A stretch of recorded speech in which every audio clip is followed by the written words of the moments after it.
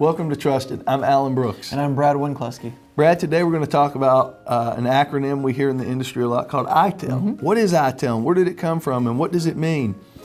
You know, it's the Information Technology Infrastructure Library.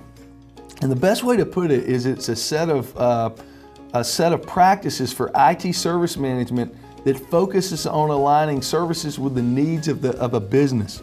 So with that said, Brad, where did it come from? Yeah, it is a fair question. You know, in the 1980s, in the United Kingdom, at that time it was the government's Central Computer and Telecommunications Agency. They realized that due to their increasing dependence upon IT, that they needed to have both internally or externally, they needed to have a set of governing principles, policies, definitions, and delivery methodologies. And so they basically chartered themselves to create it, right? And so starting at about that point, they started consolidating all these things, best practices, and all these things we're going to talk about here as far as what ITIL exactly is. And it grew really rapidly because, you know, there was so much data out there. And then at some point in the mid-90s, they realized, like, hey, listen, we really need to simplify these types of things. At that time, there's like up to 30 volumes worth of information. And so basically from the mid-90s until about 2005, you know, they were pruning as much as they could and simplifying, and went through a couple of different versions. Currently we're at version 3.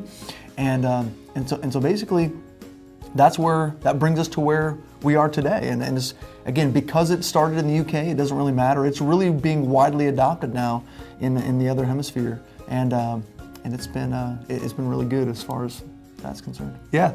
Well, you know, what they did with all that information was amazing. They basically took it into 5, they call it the life cycle stages.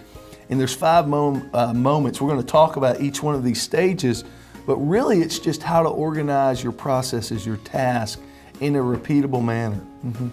Yeah, and that's absolutely right. And what our intention to do here is to take this animal and try to break it down into bite-sized chunks and discuss, you know, each one of these segments or life cycles and what exactly it means and how that could drive a business or how it can drive an offering and enable it to be successful. So.